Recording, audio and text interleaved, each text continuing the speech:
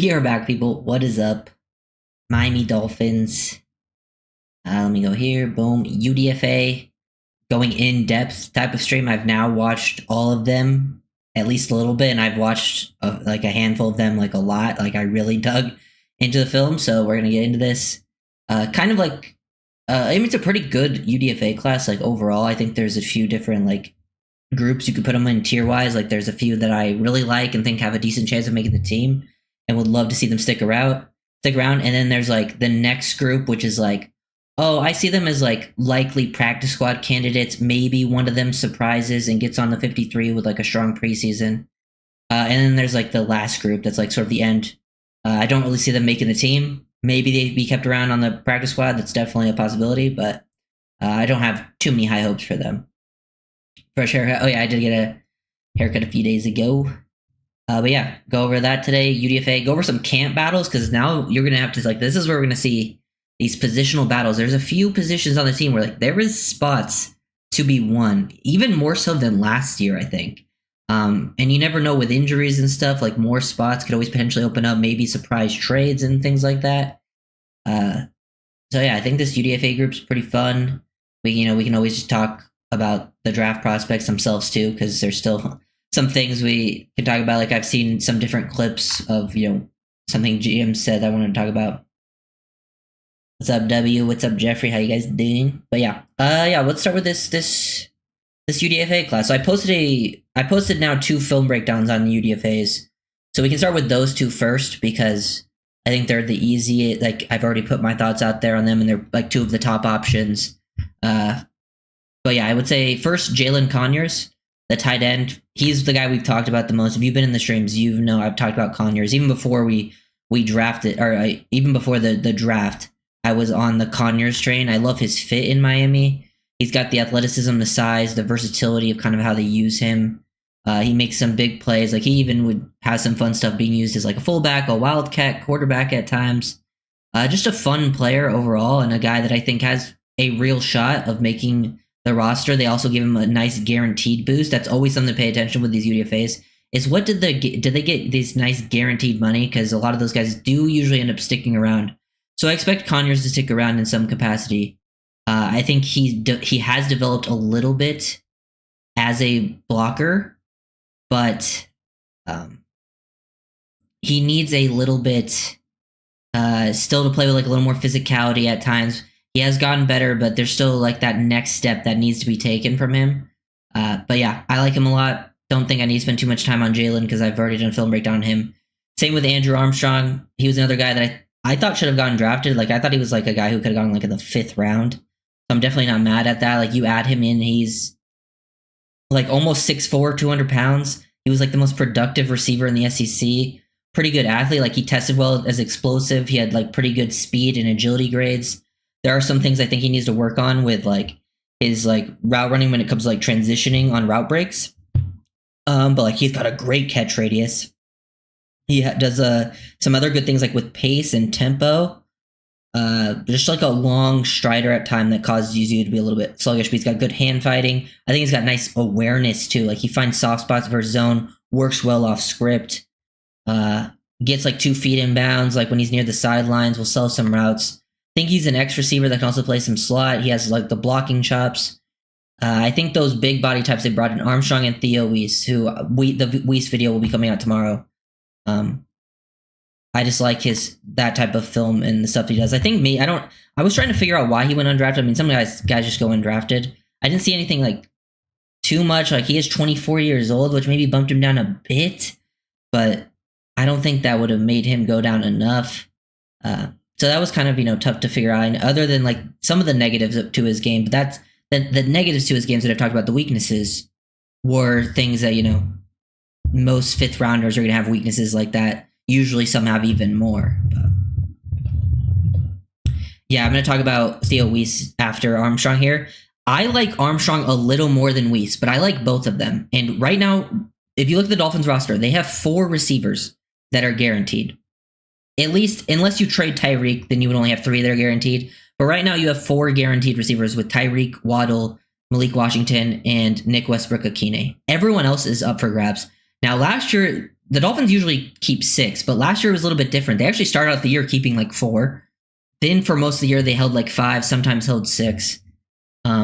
So that leaves at least 1 spot open, probably 2 spots. And to me, like there's Eric Ezukanma. I think Ezukanma, they clearly, I think, have shown how they kind of moved on from him. They kept him on the practice squad pretty much all this year. Eskridge is a name who I think could have a spot here. He was on this team last year, but he was from practice squad to roster, kind of up and down, return value. I think the wild cards really are Taj Washington, because he is a name that, like, he was a 7th rounder last year, but was injured all year, so didn't really have a chance. I think he has like the dark horse shot of making it because no one's kind of expecting it. But I think he had pretty good film last year. And then there's Armstrong and Theo Weiss, who are kind of fighting for like the big body spot. And then we'll talk about some of the other UDFA receivers in a second. But Weiss and Armstrong, both kind of similar sizes. I think Weiss is a little short. He's 6'3", 200, so like a little bit shorter. Not much, but also a big body guy. Definitely not as explosive. Armstrong is the more athletic, explosive guy. But Weiss got the most guaranteed money, like you said. He got the most guaranteed out of the UDFA, so that is something that you cannot ignore. That gives him a real shot to stick. And he's a detailed route runner. Not very explosive, but I actually think he has more efficient route breaks due to him bringing his knees to his chest, doing a better job of sinking his hips. He's a smart player. He understands how to, manipulate like leverage and work into blind spots, use like the change up of tempo and stuff. He's just really not going to. I just think literally the main reason he didn't go drafted is because he was not the most athletic guy. But he was also pretty productive, does a pretty good job through contact. I mean, I would like to see him be a little more physical for a guy of that size. But a bigger body guy that has a high understanding of the game, I love taking a shot on him.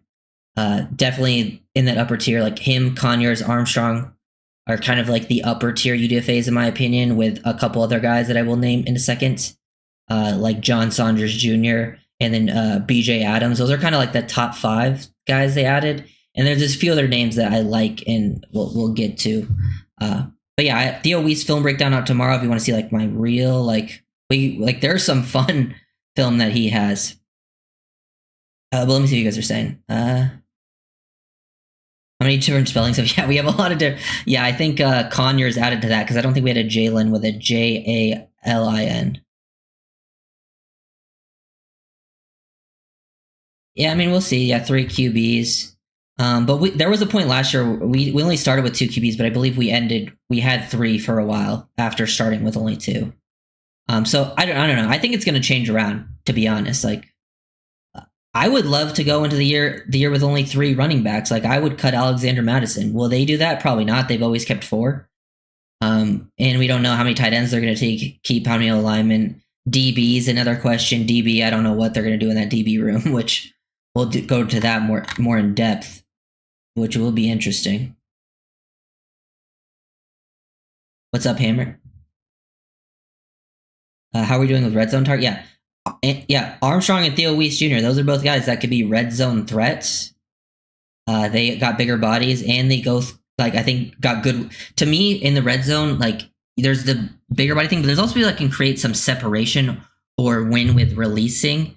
And, like, they both are good releases. I think Weiss is has better release packages versus, like, off man or guys who are playing, like, more zone match. They're, like, bailing. I think Armstrong has better releases versus press man. So that might give him more of that advantage, but they're both pretty good red zone threats, which is nice. But those are probably my favorite free agents that I think have a very good shot of making it.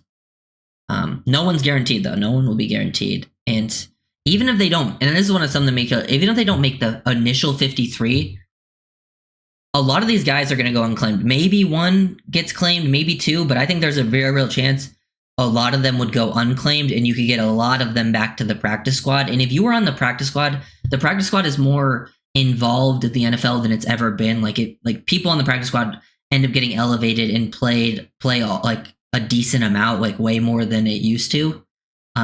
So if they don't make the team, I expect a lot of them to make the practice squad unless they were to get claimed and go elsewhere.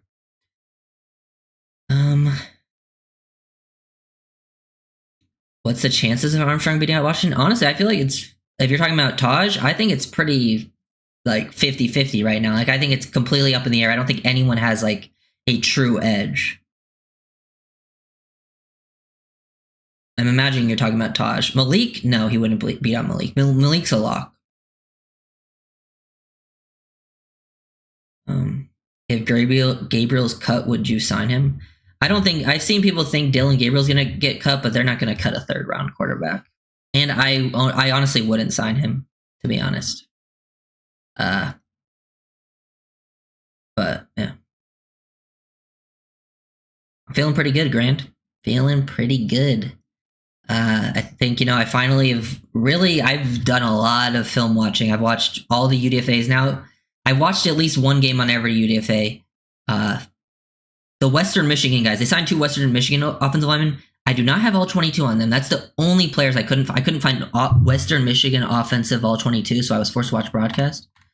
But I've watched a lot of these players now. I've watched like 4 or 5 games, a lot of the top guys, and then I even went back and watched a lot of games on the guys they drafted too, to get a better feel. So I feel like I have a pretty good grasp of this draft class now.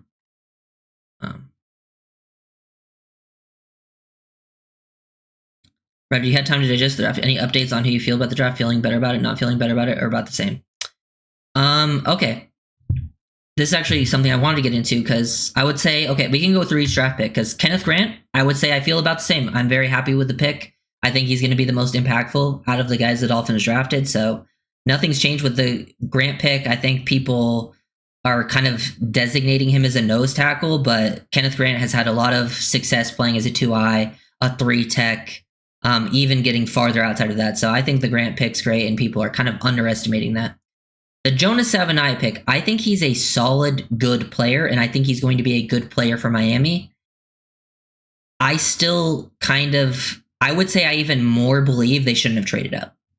I understand they wanted to go after their guy. I understand that. I respect it. You going to get it, but I watched a video from the Ravens GM today, and he even talked about a philosophy of like never trading up. And he went into a lot of different details for why, and like how the draft could be a crapshoot, and you want to give yourselves as many at bats as possible in the draft, and the better evaluator are, and the more chances you get. It helps people who are good evaluators, and it helps people who aren't even that good of evaluators. The more chances can really bring things up. He also talked about like people falling to them. Now Jonah wouldn't have actually fallen to you, but I still believe. I said it during the draft, but I even believe it more strongly now that I wouldn't have traded up for Jonah. I don't think I love them. I don't think I love Jonah as much as they do. I think they think Jonah's going to be very good to great, but I think he's going to be good. So that's kind of how I feel about the 7-eye pick. When you're going on to Reason, I believe either Tuesday or Wednesday next week. It hasn't set in stone yet, but I think it should be Tuesday or Wednesday. So yeah. And then the rest of the picks, I love the Jordan Phillips pick. I think Phillips is going to be probably the best value pick. Jason Marshall Jr. and Dante Trader, those were the 2 players I hadn't really watched going into it. I would say I feel about the same about the Marshall. Like I feel pretty similar about Marshall as I did when I first watched him. I understand it. It's a 5th round pick. I'm not going to be that mad about it. There's probably other guys I would have taken.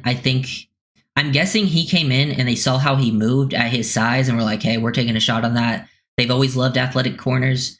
I wouldn't be surprised if he's better than I'm imagining, but I still don't feel that strongly about Marshall. Trader, I actually really like Trader. I'm probably higher on Trader than most people I've seen. So I like the Trader pick. Same with Ollie Gordon. I actually feel even better about the Ollie Gordon pick than I did in the moment. Going back and digging into Ollie Gordon film, I love his fit. I think he's going to be better than expected. I think the 2024 film he didn't get a lot of help. I think the 2023 films, he was a better mover than I thought. I thought he was more fluid. So I think Ollie Gordon would, like, for a 6th round pick, is solid. Quinn Ewers, I feel about the same. Nothing's really changed. It's a fine pick in the 7th round. I think he can be a solid backup, but I don't see him being anything better than that. And then Zeke Biggers. I don't have any crazy strong thoughts. I made my film breakdown on him. He's for a 7th round pick. It's not that bad. I thought they should have tripled up. He was a different player than I was expecting, though, for like size and length. I had watched a little bit of him, but he was actually more of a disruptive player. His Notre Dame film's really good, but there's some other film, like I think Virginia Tech, where he quite struggled. And I would like to see him, winning more versus double teams for a guy of his size. That's kind of how I feel about the class. Savonai will be better than Hunt in my opinion. See, I think Savonai would have to improve a lot for him to reach like Hunt's level. Like early Hunt, I could see him being better than early Hunt. I think Hunt had a higher ceiling. I think Hunt just played like for Jonah. I think his size. My problem with Jonah is like for his size and like movement skills is I wish like he doesn't play soft, but I wish he played more physical. And Hunt is just a different demon when it came to physicality compared to Savonai. I think that's how you say it at least. Because he plays physical at times, but it's very hit or miss, and I need to see him absolutely demolish people more often for a guy of that size. And to be fair, I was always at guard kind of looking for more of a run, like a better run blocker than a pass blocker. I think Jonah's better as a pass blocker, which is great. Like, don't get me wrong. I just think for the system, it helps to be even a better run blocker, especially on the interior. Is Greg Newsome or Jalen Watson better for CB1? See, that's the thing. I don't think there's any. You're not going to get any corner ones out there, in my opinion. Like, they might be your CB1. I wouldn't mind Newsome or Watson. I think both would be fine. But neither of them are actually going to be corner one level players. Even other ones like out there, there's no free agents that I think are CB1 level players. I don't think there's anyone that's going to be traded for that would be a corner level 1 player. But yeah. Yeah. Heard that Ollie Gordon had some history of partying. He was in a bar for an interview post-draft on the YouTube page for the Dolphins. Not sure if you've seen anything about that. I mean, hey, I haven't seen anything about it. I mean, he seems like a very high-energy guy. Maybe he likes to party, but as long as he works hard when he's supposed to work hard, then it's fine. Do whatever you want. Which I've heard things about him being a hard worker. So lack of consistent physicality complaint could be made for Grant as well. I could see that, but Grant to me flashes it a lot more often, and he also flashes the winning with athleticism more often. But yeah, I think the difference is for O-line, you have to be more consistent than D-line. Like D-line, for O-line, you have to be very consistent all game. If D-line, if you have literally three dominant reps a game, like 3 dominant reps where one of them's a sack, one of them's a tackle for loss, you had a great game. You know, the other one's just an impactful play. Like, that's a great game. He has those. I think for offensive line, it's just a different thing where you can't have 3 bad plays, or if you have 3 bad plays, it's a bad game. It's always a tough spot for offensive linemen to be in. But yeah, back to the UDFAs. I actually have no idea where I would rank Barry among a line coach. It's always so tough to rank coaches, like positional coaches, because we don't end up know. It's really tough if you're not in the room to actually to know like how much of an impact they're actually having. Is it the player? Is it them? Is it the system? So I actually have no idea. All I know is, I think once he's been here, it seems like he's done a pretty good job. I don't know where I would rank him though. Yeah, O-line is O-line and corner, I think, are very unforgiving positions. That's why when people are like, dude, that corner got beat that one play, I'm like, dude, it's one of the like, if they're having a good game, like they give up a catch, and I feel like people then give up on them. It's crazy.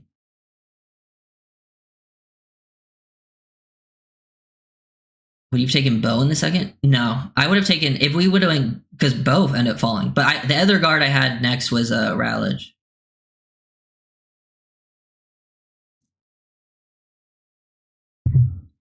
But yeah, back to the free agents. So the other top UDFAs after Conyers, Armstrong, Theo Weiss, the next sort of 2 would be BJ Adams and John Saunders Jr., which are DBs. And I think BJ Adams, out of the DBs, out of the corners, has a chance to continue that tradition of being corners that make the roster. And I'll tell you why, because he has got great size and length. I think he's pretty fluid for his size. He's not the most fluid guy, but for his size, I think he has decent movement skills. He's a very good press man corner. And usually, I've noticed this, teams play just a lot of basic coverages in preseason. Last year, the Dolphins just ran a lot of press man-to-man. They left their guys isolated. Storm Duck made the team by just playing good press man-to-man reps in the preseason. That's how Storm Duck made it over everyone else. He had good press man-to-man reps. That's how I think PJ Adams can make it. His press man-to-man reps are really good. He's got great technique. He's very physical. He's had good reps against like high-level corners. I thought Adams was like around 6'7" guy. So him getting as a UDFA, I think is pretty good value. I think once you start getting him outside of press man-to-man, he can get into some issues. But press man-to-man is always going to be like, he's willing to get physical. I've seen him throw fake jams. He's got great length. But I think Adams has a good shot. I really like Adams. He was one of the few UDFAs that I had watched pre-drafts. A lot of these UDFAs, I would say Conyers, Armstrong, and Adams were really the only UDFAs that I had actually spent time watching out of the guys. I'd also watched some of Eugene Asante, but not enough. But BJ Adams, I had spent some time on. I thought he was going to get drafted. So I think he has a chance. And if you look at the room, like the corner room right now, because you're going to trade away Ramsey, it is a bunch of UDFAs. Storm Duck, Kader Kohu, Ethan Bonner, Jason Maitre is there too. Now you got then the other guys that aren't UDFAs are guys who are like is a rookie 5th round pick and Jason Marshall Jr., Artie Burns, who's not locked in a roster spot. Then Cam Smith as well, who's probably going to get more playing that time this year, and he was a 2nd round pick. But I think he's in that same group of tier with the rest of those players. Kohu kind of stands out among them, but Kohu, in my opinion, is more of a nickel. He might play more outside this year, but it will be interesting. The corner, I think the DB room is so interesting this training camp, corner and safety. Now, safety, you typically keep 4. Sometimes you can keep 5, especially if a safety has some versatility to play corner or nickel. The safety room is very interesting because you have Melifano, Ashton Davis, Elijah Campbell, Patrick McMorris, and Dante Trader Jr. That's 5 right there. Now, none of them are I don't think any of them are guaranteed anything. Like, none of them are even guaranteed starting spots. That's how up in like the safety room is. And I don't know if any of them are guaranteed roster spots if someone shows out. And they drafted Trader. They really like McMorris. I think they really like Elijah Campbell as well. Weaver would always bring up Elijah Campbell's name last year. And then his UDFAs, they added John Saunders Jr. And John Saunders Jr. has nickel ability. He played a decent amount of nickel at Ole Miss. Played strong safety. They also brought in another safety. His name's Oladipo from Boise State. I don't think he really is going to make it, but sticking with John Saunders Jr. Has some ball hawk ability, ball skills guy. He's a former receiver. He's very comfortable. He's a guy that's constantly peanut punching the ball out.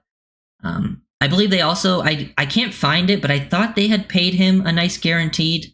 So that might give him a chance to stick around. I was thinking just due to the room, like there's a lot of bodies there now. So unless injuries happen, I think it'll be a tough shot for him to make it. But seems like a prime practice squad guy, aggressive downhill, likes to be involved. Yeah, he's played in the box at East Mount. He'll fill versus the run. He has some man-to-man ability. He played a decent amount of man-to-man at Ole Miss, which I thought was nice. Like I thought his LSU game is really good. Shows some decent like anticipation in man. I think the reason I prefer, because I've seen some people say they like Saunders over Trader, and I can understand that. I think Saunders is better in man-to-man. He's also got good size. Saunders is at like 6'2", 200 something. If I can find where he's listed at, but he's pretty big. I think he has they kind of have like similar speeds, him and Trader. I think Trader's more fluid in coverage. I think he shows some more fluidity. I'll give Saunders the edge as a man-to-man guy, but I think Trader gets the slight edge pretty much everywhere else. I think Trader's a little more willing to be involved versus run, a little more fluid, a little smarter as a player. Like he's a little more instinctive. Both have similar levels of versatility to where they line up, but I think I just lean Trader in a lot of areas. But I do like Saunders quite a bit. I think he's one of the top 5 UDFAs you added and has some nice explosiveness to his game for his size, pretty good feel for leverage. So it wouldn't surprise me if he makes some noise this offseason. Isaiah Johnson, yeah. Isaiah Johnson, I just didn't see him listed on our lads, but he is another name that I thought was at least with us, but who knows?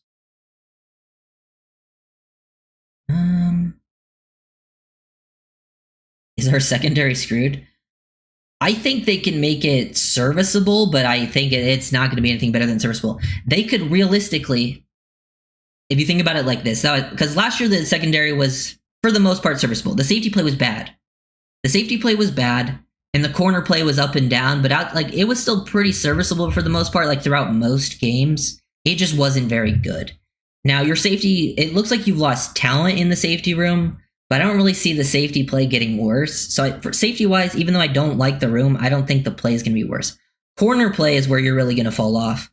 But they could realistically make a serviceable corner room. Say if they sign Rasul Douglas, I think signing Rasul Douglas would give you a solid CB2 that is a good zone corner, can make plays on ball. Not going to be too much of a man-to-man guy. And then if you wanted to trade for a guy. So they could realistically make the corner room fine. But I don't think the secondary is going to be anything better than serviceable, even if they put more resources into it. That's kind of how I see the... But if the DB room is serviceable, that's probably fine for your defense because your front is really dominant right now. You have a lot of... If you can create pressure up front fairly quickly with forward, you can be fine. Eric Smith doesn't like Trader. I know Eric Smith. He's the line coach. I know he's making film breakdowns. I haven't checked him out, but I'm a fan of Trader. He's my kind of safety. I mean, I played safety. Safety is my position, and those types of guys I see having some success. And he's a 5th round pick. If it doesn't work out, it doesn't work out. But he definitely lacks a little bit of juice out there, and I can see why people have problems with that. But safety is the one of the positions on the defensive side of the ball where I don't think you necessarily have to be the best 40 time. For the love of football. Hey, appreciate you, JDM Wizard. I really appreciate that, my guy. For the love of football. I mean, I love football. Lacrosse. Yeah, he is a former lacrosse player. Honestly, if they didn't trade up at 98, I think they would have gone with a D tackle. I think they would have gone with like Ty Robinson or CJ West. I can't remember who was there exactly, but I wouldn't have been surprised if they went D tackle and then maybe wouldn't have gone Jordan Phillips. But maybe they still would have because they had 3 5th round picks up back to back to back. And maybe if they didn't take Phillips with the first one, it could have been someone else, but who knows. Reason said returning to a philosophy of dominant form and rush in front, putting more in coverage, putting less pressure on DBs. Do you think this is better than 6-man rush? I mean, to be fair, that's what they were doing last year. Last year, the Dolphins, I mean, they would blitz sometimes, but they would, for the most part, 4-man rush. I think they can do that philosophy better this year if their edges stay healthy with like Phillips and Chubb, and you have at least your starter defensive lineman can create something. Definitely, yeah. I mean, I don't think they would have taken Scatabo, to be honest, but we'll see how it plays out.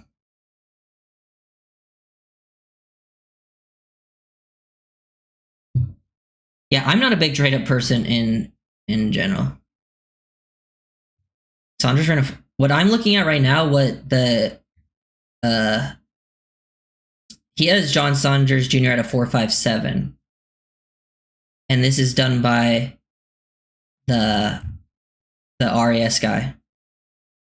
And I believe Trader also ran like a 4.6, but maybe those are pro day times, but I'm looking at John Saunders right now and it says he ran a 4.57. And I think that's more in line on tape than a 4.41, to be honest. Like, I don't think he's slow. Like, for a safety, a 4.57 is pretty normal. For a corner, that would be slow.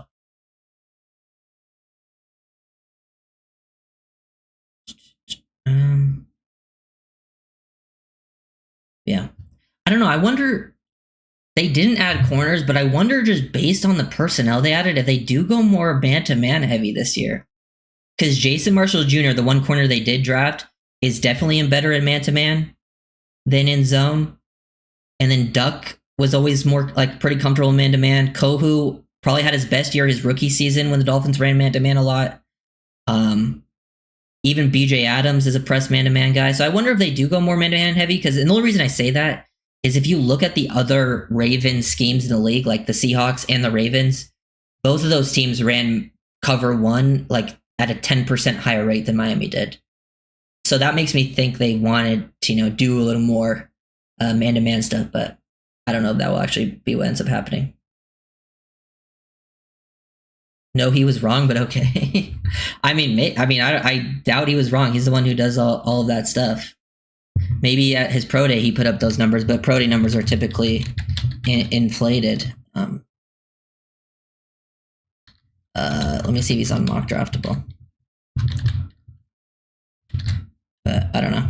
Based on the film, I'm more inclined to believe he's running closer to 4.5, like in the 4.5 range than a 4.41. Nah, he's not on mock draftable.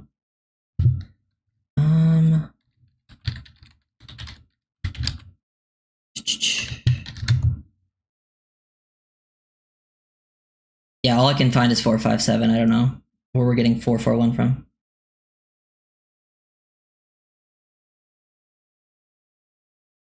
Yeah, I don't think he's a 2-down nose tackle. I don't see that.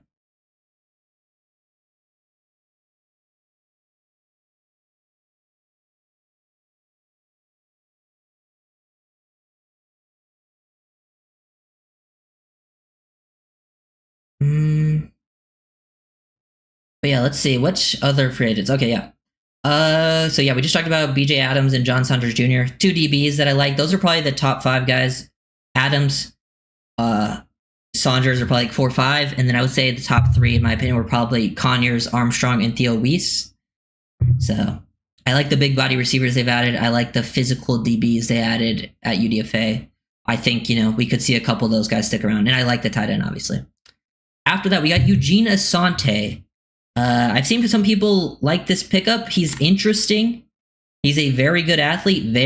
He's undersized for sure. He's more of an off-ball linebacker. He doesn't have the size to play edge. That's not his position. But he's more of an off-ball linebacker that is a downhill player. He's not got the instincts to play as a true off-ball. That's where I think, to me, how Asante makes the team is he is a high character guy. He was a team captain, high motor guy. He runs around the field really fast, and he has a lot of special teams experience. So all of those traits add up to special teams guy. He's physical and is fast. And usually if you're a fast physical player, you can potentially make a end of a roster by being a very good special teams player. That's how I see him making the team. Because on the field, he's really only a guy that you would have play as a spy or a blitzer. He doesn't have the instincts to play versus the run. He could do some stuff in coverage. I actually think maybe not as a true zone dropper, but as a guy that can carry things. He has the speed that I've seen carry tight ends and receivers down the field in a Tampa 2 type thing. But he plays fast and hard, and I like that. He plays violent. Sometimes he plays a little too out of control because he's a little small and might get thrown around versus lineman. But he is a pretty fun player that I think is in that next tier of he was a guy I would keep on the practice squad.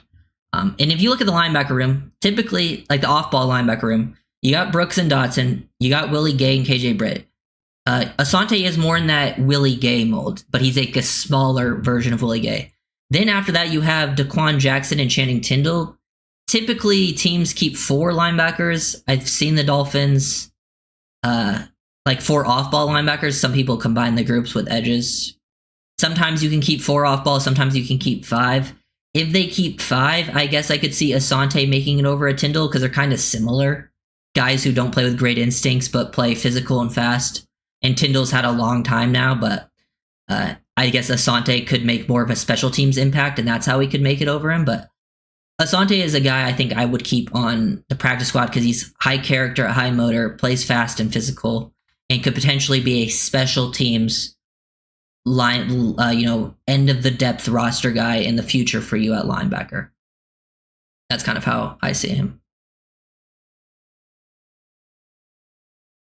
What did Armstrong run? Yeah, let me find it. Yeah, I have all the RAS stuff pulled up right here. I have a lot of them. I liked a lot of them, so I can find these. Yeah, Armstrong, he ran a 4.51, which for a receiver, that is 7.3 out of the 10 skill in RAS. So 4.51 at just under 6'4", 200 is pretty good, I would say. I think the only thing he tested poorly in is bench. But that makes sense because he has long arms. Typically, longer arm guys don't do that well on the bench.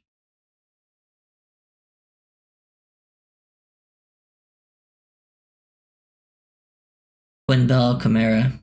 Yeah, those are more edges though than what Asante would be playing. But Asante is kind of in that Quinn Bell role mold, but Bell can play as a true edge, while I don't think Asante could. Because if you look at the edge room, it would be like I would rather keep more in the edge room than I would keep in the off-ball room. Because the edge room, you have guys who are also some injury-prone guys with they're coming off injuries.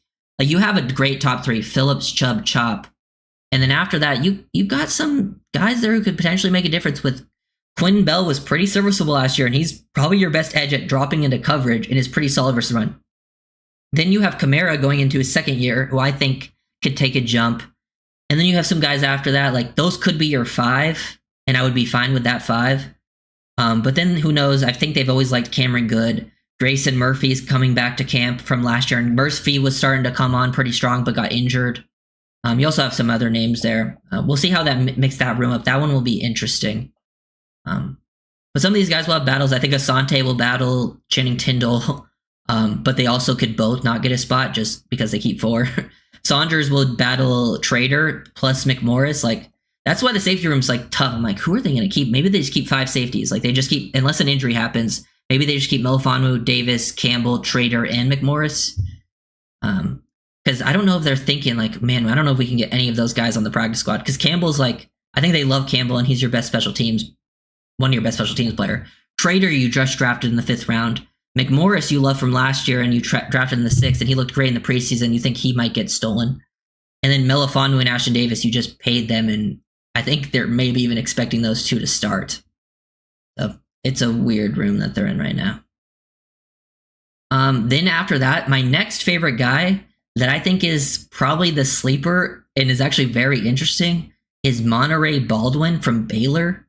Now this guy is a very different mold than the other 2 UDFA receivers we've talked about.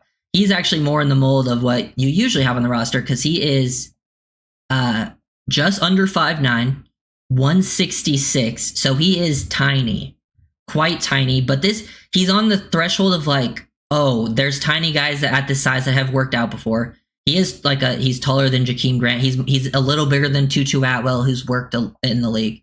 But he's fast. He is a blazer. 4.3 speed, like 4.32 speed. Had like one of the fastest miles per hour, ran like over 22 miles per hour versus Oklahoma State. And I watched his film and he's a little bit different than I was expecting.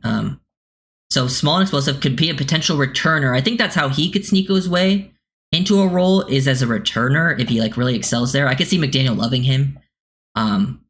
I kind of see like the Tutu Atwell, Cavante Turpin. If you've seen Turpin from the Cowboys, that kind of thing. But really why I like him is some small guys, yes, they have smaller catch radiuses, but they struggle to catch the ball down the field. I actually think Monterey Baldwin was a better making plays down the field than he was getting schemed up like screens. But because he was a good tracker, like there's some slot fades that he tracked in versus Kansas. He had 2 slot fade touchdowns versus Kansas, which were beautiful. He can run and stretch the field. Like he runs good, like vertical routes. Pretty durable. I believe it was CK Parrott listed that he played in like 36 out of 38 games. Like for a smaller guy, was pretty durable. And he had like a pretty high missed tackle rate. So like he was breaking some tackles out there. Played pretty tough for his size, for how small he was. And wasn't always playing a ton of snaps for Baylor, but when he did, he was like the most productive guy. Like I think there's a legit chance like he could find a role, because even though he's one of those like typical small receivers that maybe doesn't make it, but typically when those small guys work out, they're guys that play tougher than their size, they can stay durable, and they track the football down the field well, because a lot of guys struggle to make those tough catches down the field. So I kind of like Baldwin, probably more of a practice squad player, but wouldn't surprise me if he stands out. I think he's kind of my sleeper of the group. Definitely a very fun player. I like Baldwin a lot. And I only have watched 2 Baylor games so far, and I have a lot more games to go, but he was very, very fun. There's the other small receiver, AJ Henning. I didn't like Henning as much. They're different small receivers. Baldwin's more of the vertical stretching small receiver, and then Henning's more of the like shifty slot, work in the short intermediate range. But I just didn't think he was explosive enough for how small he was, and didn't like super impress me with the ball in his hands. So I could see him maybe sticking around the practice squad, but I didn't think it like too highly of him. think I like the short area stuff, but nothing stand out that I haven't seen before in the typical small, short area stuff. But maybe once I watch more films, I could change my mind on that. Well, let me see what you guys are saying. Baldwin, maybe.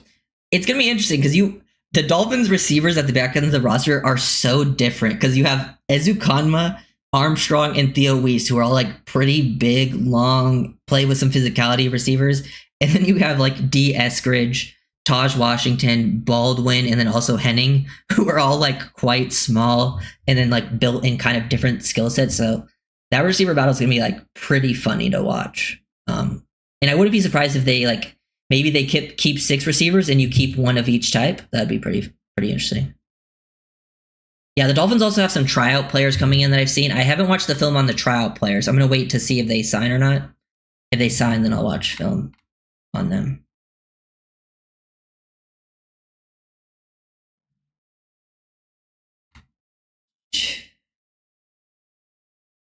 Can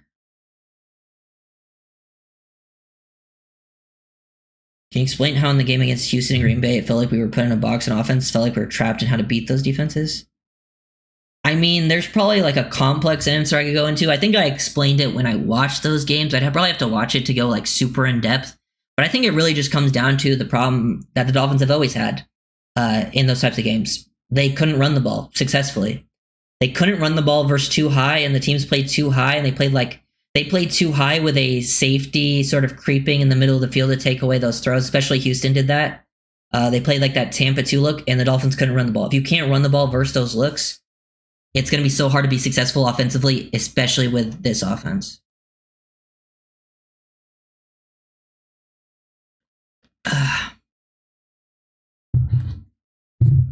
Yeah. I loved Grayson Murphy last year. It's just tough when those players go to year 2. Like, that's why, like, I really liked Grayson Murphy. I really liked Taj. And I would love if they made it and, like, stepped up. But the reason it's always very tough when those guys, like 7th rounders or UDFAs, the year prior had an injury and then are coming back. I just feel like those guys are always in a tough spot. They have to, like, really stand out to make it. So I hope they do, whether it's, making the roster or if they make the practice squad. Making the practice squad isn't a bad thing. Like, it keeps them around on the team, and they could always be elevated and get a chance to make an impact eventually. And those wouldn't be 2 guys those would be guys I tried to, because I think Grayson is actually a pretty good scheme fit for this team and can be pretty disruptive. And Taj was just kind of a dog at USC.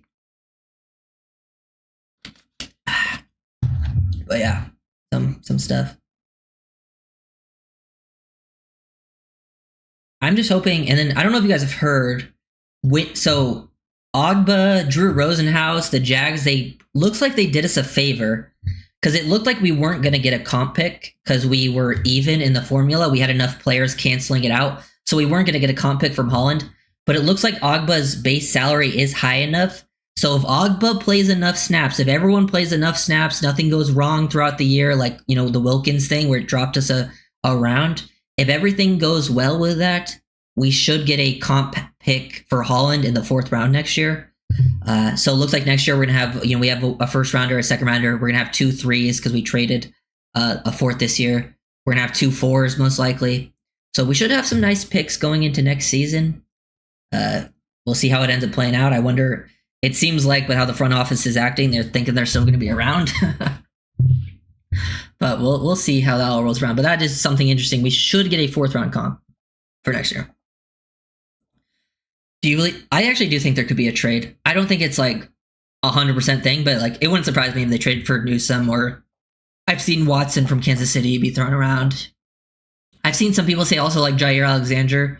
Personally, I don't think I would do that. I don't think I would trade for an older, often injured guy. I think I would just, I don't think that makes the difference, for the team. If I thought that guy could make the difference, like he was the last thing to make the difference, then I would do it. But I'd rather probably just roll with the young guys that, see if they can step up. If they don't, then it is what it is. I don't think you're winning the Super Bowl regardless. I think you're really trying to just build a younger team, build up a culture too. Like I think Alexander also, I don't know if he would fit into like this new, I feel like culture you're trying to potentially build with some of these younger guys you brought in with Kenneth Grant and Savanaya? Yeah, Ramsey. I'm imagining Ramsey will get traded as well. It seems like it's heading in that direction. Like they've literally said they were going to do it, or they were most likely going to do it. So that'll be interesting to see how that plays out. That's another way they could get a pick. Tyreek could also get traded for a pick next year, like before the draft. Because I don't think Tyreek will get traded this year, but I think this is Tyreek's last year with the team, if I had to guess. Yeah, Ramsey will make. Yeah, it seems like it's going to be more like a post June 1st thing at this point. So I imagine some post June 1st action. But yeah, the rest of the UDFA. So like I talked about all of my favorite ones. I think that's kind of like my favorite guys I've mentioned. We got the running back Nate Noel. He's also from Missouri. I got to watch him when I was watching Theo Weiss. Maybe a practice squad guy. I could see practice squad. I don't think there's enough room for a guy like him on the roster, but he's like kind of a, I actually don't have his, let me see if I can find what he's listed at, because I don't think I have his testing pulled up. But he has some like quick feet, good vision to find cutback lanes. Like he ran a lot of outside zone. He's a smaller guy. Like he's like 5'8", 194. More quicker than he is fast. Like quick feet, but I mean, I didn't see anything on film that I thought like, oh, this guy has a chance. He has some pretty nice contact balance. I'll give him that. Like for a smaller guy, like he plays pretty tough contact balances there. Could be a fun preseason back to watch, but I think that's kind of it. Potential practice squad, because the Dolphins, you don't always get to keep all your favorite guys in the practice squad. That's kind of how I see it going. Do you think it has the highest ceiling of all the UDFAs? Highest ceiling? Probably Armstrong, because I think Weiss is a pretty good. I think Weiss and Armstrong have similar floors. I think Weiss might have a slightly higher floor, but I don't think his ceiling would go too much higher. I think Armstrong could even take another step. Same thing with Conyers. I think Conyers could probably take the biggest jump, but like I think they probably have similar ceilings top wise. But it would probably be Conyers or Armstrong. Hit that like button.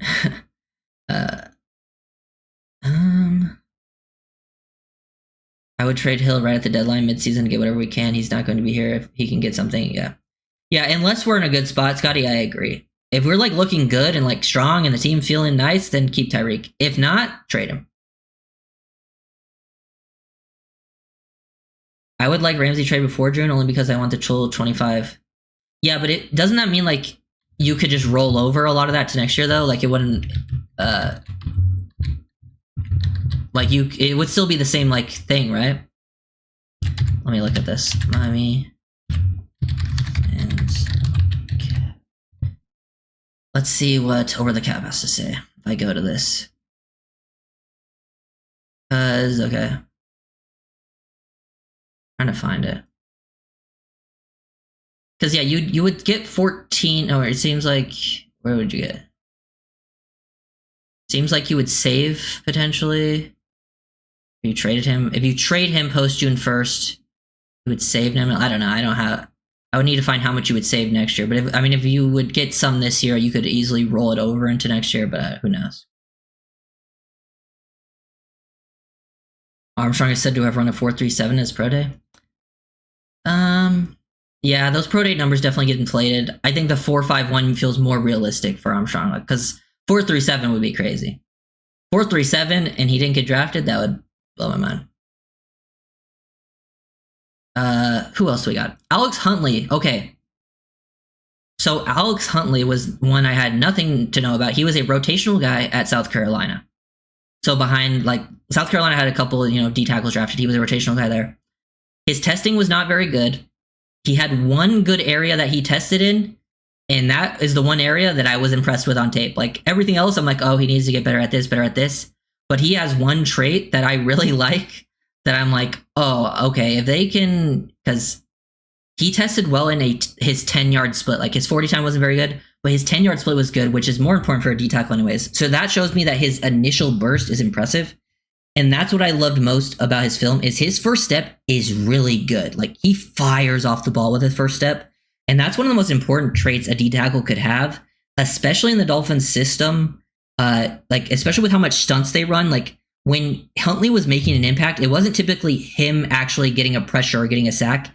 It was how quick he was as a crash guy on a stunt that it would open up space for a loop guy. So that's kind of like I think the idea of adding Huntley is his first step and potentially working a stunt game. I don't see him making the team, but I would love to keep him on the practice squad because that first step is definitely impressive and probably like easily my favorite part of his game. Because I think he needs to get better with his hand usage. I think play strength needs to be added to power, a little more anchoring versus the run, being more of a disengager. But that first step is something, to potentially develop.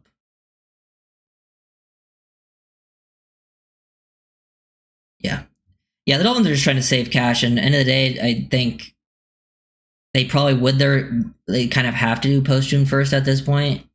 But either way, you're saving cash if you're doing pre-June 1st or post-June 1st. They're just trying to move on from those contracts, and I don't blame them. But they shouldn't have given them out in the first place. Okay, so who else we got? Okay, the Western Michigan kids. The only people I didn't have all 22 on. But I understand why they brought these guys in. I actually think they're interesting. They're both kind of, not the biggest guys. The tackle, Teddy Cushy, long though. He has long arms. And I can understand it because at Western Michigan, they ran a lot of outside zone. And these guys definitely at their best looked comfortable at outside zone. We know how the Dolphins like outside zone offensive linemen. I think Cushy on the backside showed good reach blocking potential. I think on play side, he showed a good ability to kick people out, using his length to his advantage. Addison West is the other interior offensive lineman. He played like right guard when I was watching. He also did a pretty good job, I think, with horizontal work and climbing to the next level. I think they both had some pass protection issues, maybe both not the strongest guys. I need to see more film before I really have like a great idea of who those two are. But I can clearly see the understanding of bringing them in with their ability, like the movement skills and outside zone for both of them. Other players, Ethan Robinson from Minnesota, not a great tester except for the explosiveness stuff. You can kind of see some of the explosiveness on film. I think he is clearly at his most he's like a little bit undersized, but he's clearly at his most comfortable in press man. I think when he gets out in space, he looks lost and uncomfortable, takes false steps, not the most like clean transitions.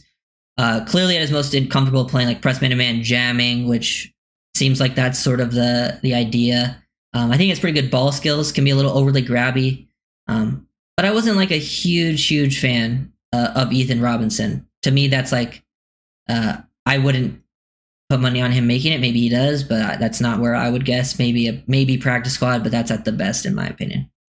Then the other offensive lineman from Michigan, Josh Preby, I don't know how to say his name, but he's interesting as well. Played left guard in the film I was watching. I think he started 29 games.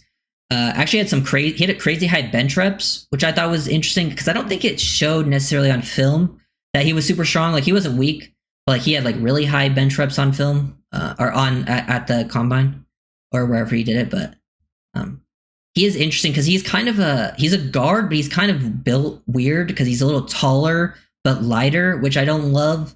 So it ends up playing a little bit high. But I think he moved pretty well, explosive and laterally, looked pretty comfortable as a puller.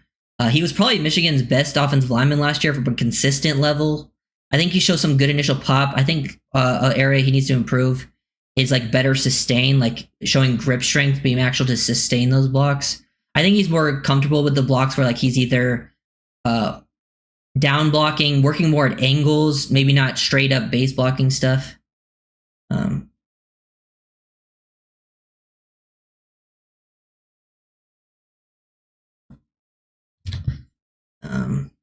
But yeah, that's kind of like how I feel about that as a player. So yeah, he has a chance. Wouldn't say, he's probably more of like a middle of the pack free agency guys that I like.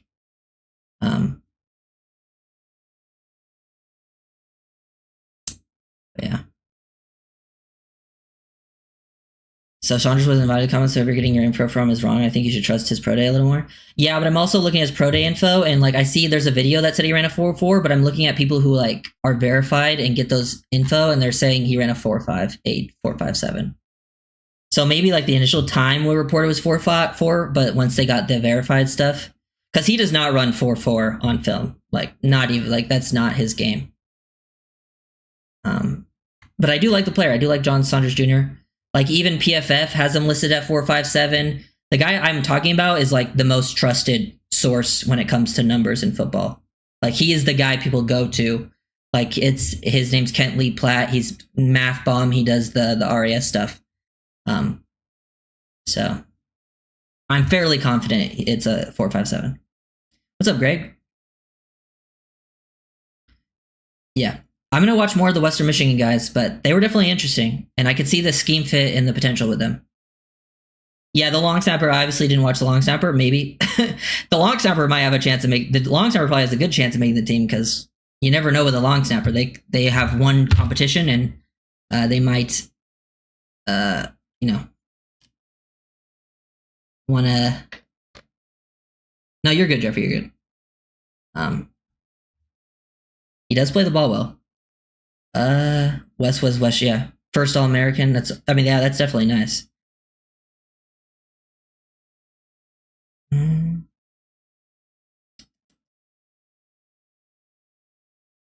Yeah, well, it seems like, Greg, there's, with Ramsey, it's not about trying to keep him. It seems like there's some real inner conflict. And likes to tackle. He's a playmaker. Yeah. No, I like John Saunders Jr. I just don't know how it's going to be a tough battle for him to make the team because you already have 5 safeties that probably have the advantage over him. And sometimes you don't even keep 5 safeties, you keep 4 on the roster. But I would love to keep him on. I think a practice squad would be ideal for Saunders. I think that's all. No, I think there's one more UDFA I didn't mention. Oladipo, he was like a late ad from Boise State. He's another safety. He's kind of the poor man Saunders, honestly, because Saunders played a lot of nickel, played a lot in the box, and play like as an overhang and get involved versus the run. That's kind of what Oladipo does. He plays in the nickel overhang role. He's very willing run defender. I think he's a good run defender. Can maybe play underneath zone coverage, but I don't think past that there was too much to his game. Saunders better than McMorris right now? I disagree. I think McMorris in the preseason last year looked better than anything I saw in Saunders' film. But maybe Saunders proved me wrong. We'll see how it plays out. Yeah, I talked about Asante earlier. I like him as a practice squad guy. Very athletic. Little undersized, but plays physical. Potential special teams guy.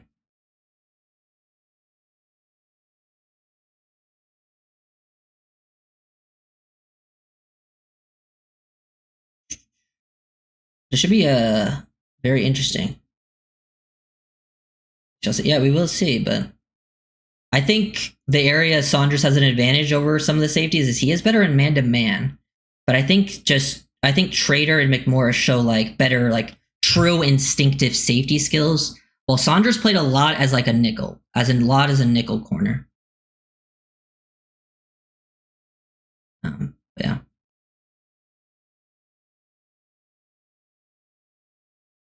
You see Tyndall making the team? I mean, he could, but he shouldn't. I don't think he should. Not at this point. Plus, with all the linebackers you added, I like McMorris' college tape too. Yeah, McMorris has solid college tape.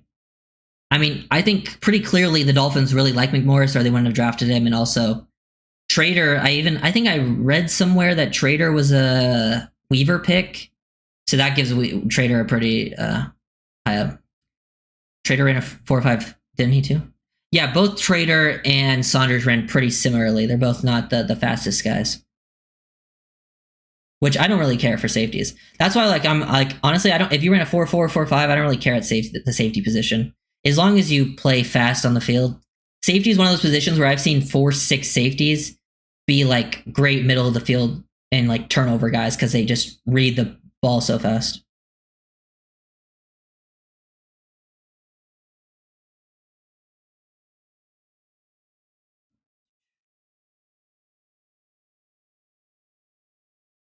No. Yeah, Tyndall's time has come and gone, but they've added enough linebackers with stuff. Yeah.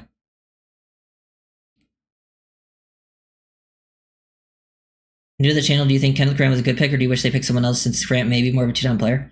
Well, welcome to the channel, Sussing. I actually quite like the Kenneth Grant pick. It's one of my favorite picks the Dolphins made, which isn't always the case. Sometimes they've made first-round picks I didn't like, but I really like Kenneth Grant. I think the reason I really like it is I think he's going to be a 3-down player. I think people are underrating his just pure pass rush ability from an athletic standpoint, like in physicality standpoint. I think something that gets overrated is a pass rush bag. And I think Chop's a really good example of this, is you don't always need a crazy pass rush bag. You need like 3 moves. And if your main move is winning speed to power, that's great. Chop's main move was speed to power. And that's the same thing with Kenneth Grant. He uses speed to power. He can collapse a pocket doing that.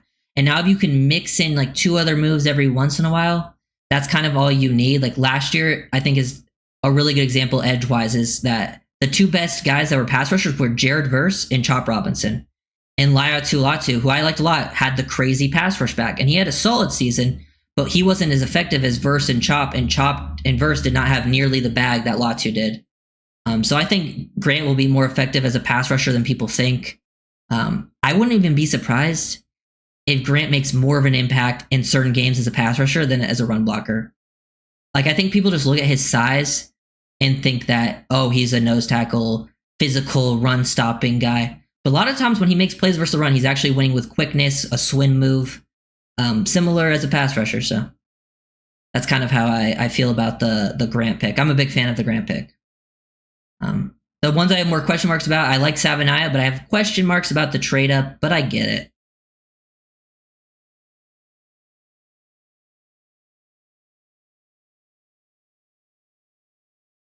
So the same speed who had more turnovers last year, Saunders or Trader? I think Saunders did, but Traders, I mean, they played different roles.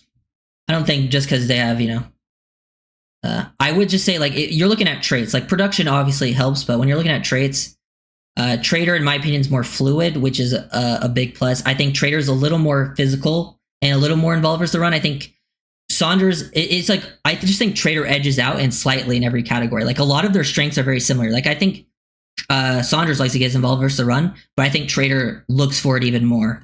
I think they have similar athletic profiles. Saunders is a little bigger, a little better in man. That's where I think he gets the edge.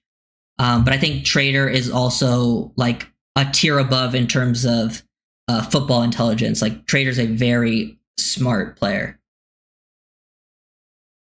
And then I think they have similar versatilities. It's kind of how I see it. Would you have picked Grant or Warren at 13? I had Warren ranked higher. So Warren was like one of my guys, but I don't think there was a world where the Miami Dolphins would have picked Warren. And I do think in terms, I mean, it is tough. I think in a lot of situations I would have picked Warren, but for the Dolphins, I think the Grant pick probably made a little more sense. But I've started just subscribe. I know people think about like positional value. I like the Lions, what the Lions do sometimes where they don't care about positional value. Like the one draft where they drafted like a running back, a linebacker, a safety, and a tight end, like 4 of the most undervalued position. They drafted them with the first 4 picks, and all those guys are difference makers. But I don't know. Oh yeah, the Patriots would have taken Jonah. It's been reported. Oh, true. I do agree with you with that, W. I do think a lot of Jonah's problems, like I've seen people mention his problems a lot, I think a lot of those go away at guard.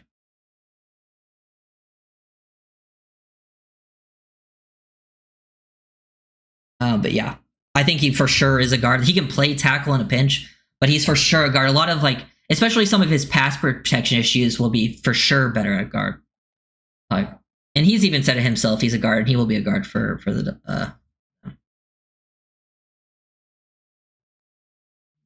snap count. I'd have to look into it to give you an accurate. Over 800, probably not. But I think over like 600, probably. But I'd have to look into the numbers to give you like a better guess. Yeah, the O-line starters are good. The O-line depth is rough. That's why I think some of these O-linemen have a chance, because I'm looking at the roster right now. All the starters locked in: Patrick Paul, Daniels, Brewer, Savinaya, and Austin Jackson. That's your starting 5. After that, like, I mean, I look at them and I don't think any of these guys should be a lock on the roster. Now you have Larry Borum and Liam Eichenberg. They will probably be locks. So that gives you 7, right? Usually you keep about 9, 10 offensive linemen, so that's 7. After that, you have Andrew Meyer, who I think has a good chance of making it as your backup center.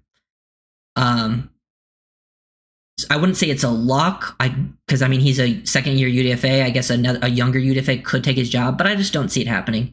Then you have guys like Ryan Hayes, Jackson Carman. I don't think they should make the team. You have Keon Smith, who I think Keon Smith is definitely talented enough to be on the roster. Like I like Keon Smith more than Eichenberg and Borum at tackle, obviously. But Keon Smith is coming off the ACL injury, so that's like, will he actually return to that form? I don't know. And then after that, it's all the UDFA guys. So there is spots to be taken on the offensive line pretty much after the starters.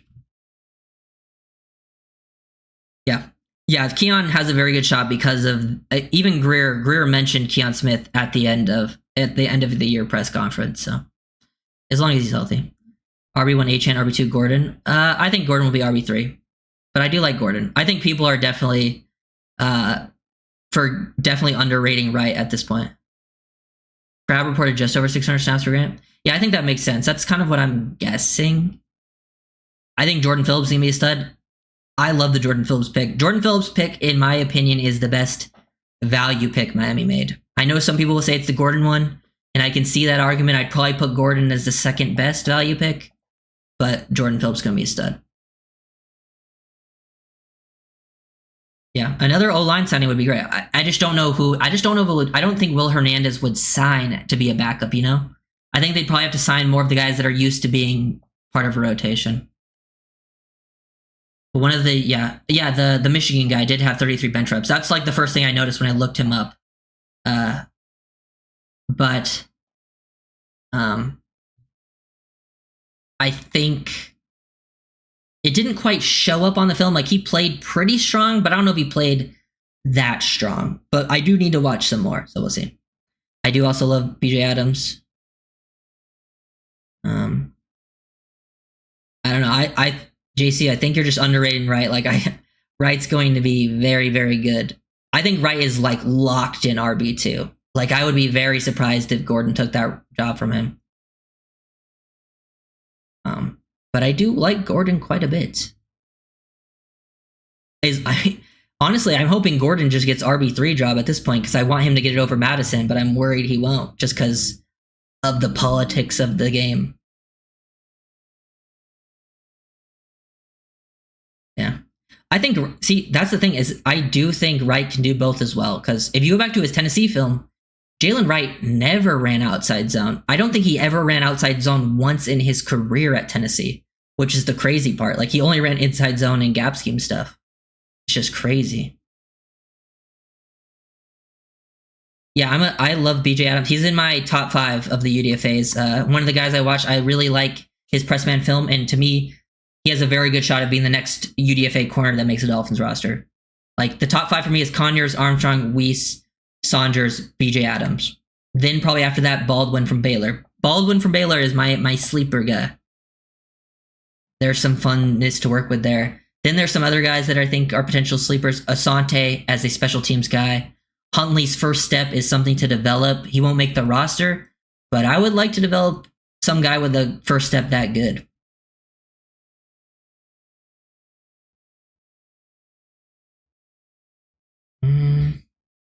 You shouldn't have signed Madison. The thing is, Scotty, is they typically keep 4 running backs, so I think they're gonna keep him around. But well, I don't know. I'm sure if he plays, he'll probably do what Jeff Wilson did and have like 3 impactful plays throughout the year and then never play.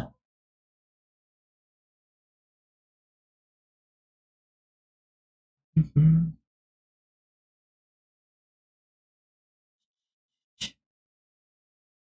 Is he a good mover? Are you talking about Gordon?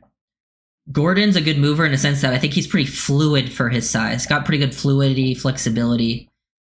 Straight line speed's okay. He's not the fastest guy, but I don't think you're expecting that from his game.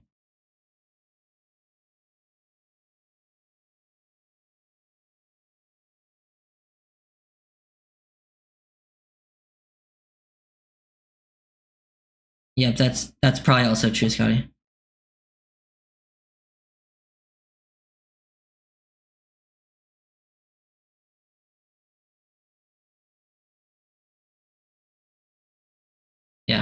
Well, the projected thing, it just depends on the player. For me, like if they were projected to go third round, but I thought they were a second round player, it wouldn't bother me. Personally, I don't really care what the projections are. I think most of the time the projections are just off anyways. Like the NFL usually sees it differently. I just think for me, Savanaya was more of a mid second round pick. So trading up to 38 is like, it's a slight reach in my mind, but not really. Like I don't really like, it would have been totally fine. Like it would have been, I would have been like, oh, great pick if there was no trade up involved. So to me, it goes from like a great pick to a pretty good pick.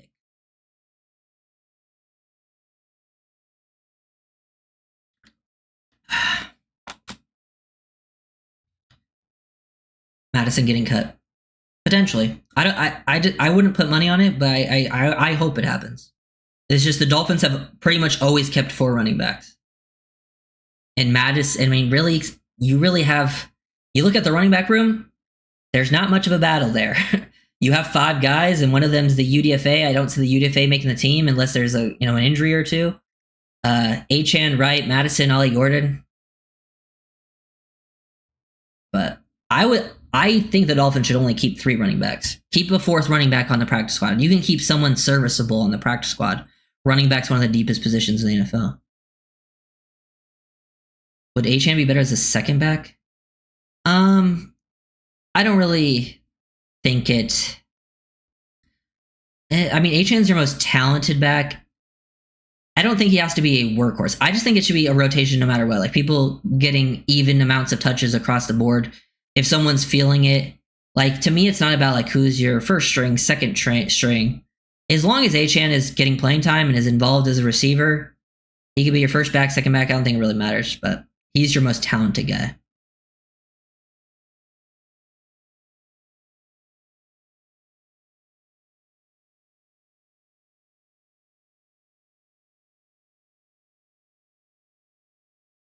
Yeah. Oh yeah, Madison. Yeah.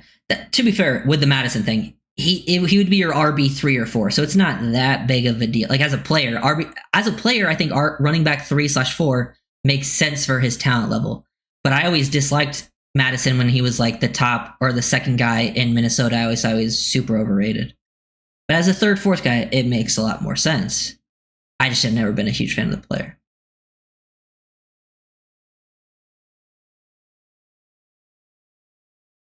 But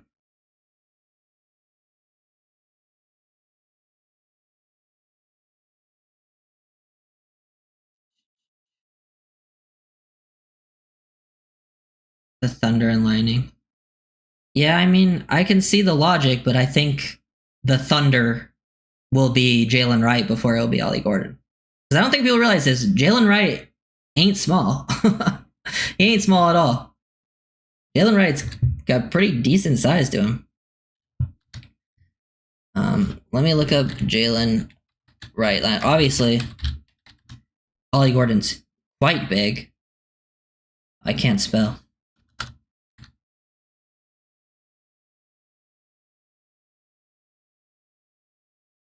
Yeah. Jalen Wright, I mean, he's on the shorter side, 5'10". He's 5'10 and a half, but he's 210, which actually kind of tells me, based on like their height to weight ratio, Jalen Wright is probably, like Gordon almost runs a little too tall at times. I actually think that's probably one of Gordon's main issues, being too tall. Got to be able to drop those shoulders, run with better pad level and leverage. But yeah. He is shredded. He is absolutely shredded. He also, I mean, he was an elite athlete. Plus, I need to see Gordon return more to 2023 form, which hopefully that happens. Do you think they will move Jonah to right guard, who's more comfortable, and Daniels left guard? I hope so. I think that makes a lot more sense. Just the composition of the O-line, and Daniels has played left guard. I know he was looking good at right guard.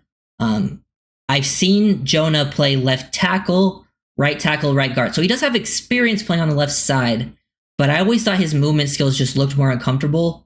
But it is a big ask for a guy, because usually when he played left tackle, he was getting asked to go over mid game, which is a very tough ask for an offensive lineman to switch sides.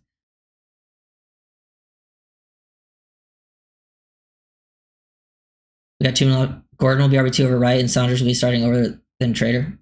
Well, that's the thing. I don't think either Saunders or Trader will be starting, but I'm guessing you're saying Saunders over Trader. I mean, I'll take that. I mean, I remember last year I had the same argument. I don't know if it was with. I don't remember who it was with, but I remember someone was telling me that Jalen Wright would be the running back one by or the starting running back week 5 or something, and I'm like, that's just not going to happen unless both players get hurt. And that was against the Jalen Wright thing. That's just how the NFL works, you know. Like Gordon would have to really outperform. Like not only even if Gordon slightly outperforms Wright in camp or something, Wright is still going to have that RB2 job. Gordon would have to way outperform him, and I just don't see that happening. Now, Saunders beating out Trader, I don't think that's impossible. Late round pick versus UDFA, I've seen crazier.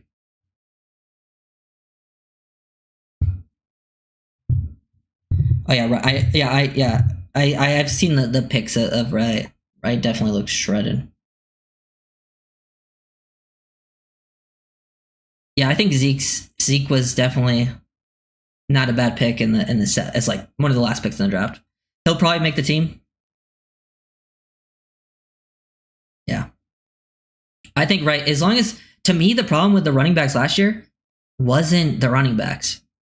I mean, sometimes there was times where Achane, Mostert, Wright would miss a read. It's just we could not run block consistently at all. I think with run block, if you have good run blocking, then yeah, you want guys like Achane and Wright out there because they have some crazy level of explosiveness. And then obviously you want to use Achane as a receiver a lot because he's probably the best receiving back in the league right now. You know, with McCaffrey not being quite the same level he used to be, Achane is probably the top guy in the league at that.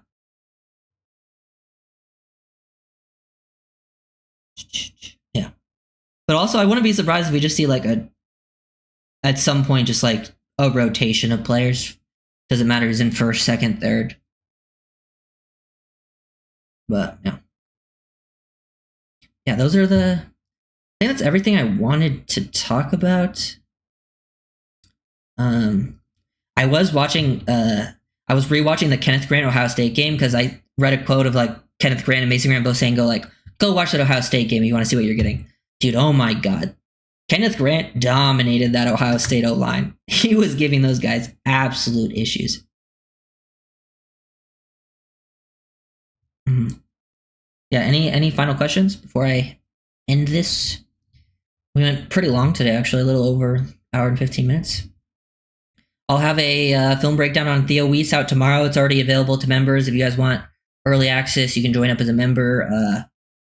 So yeah, that's kind of got the Weiss one coming. And then after Weiss, I should have probably Saunders next, John Saunders Jr.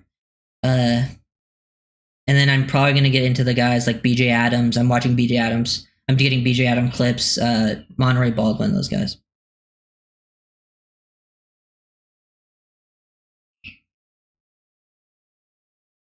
Better than Carter from Philly? Carter who?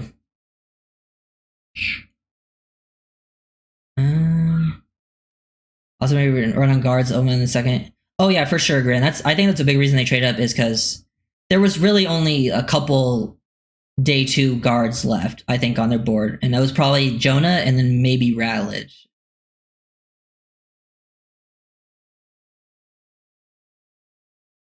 What about Jalen Carter?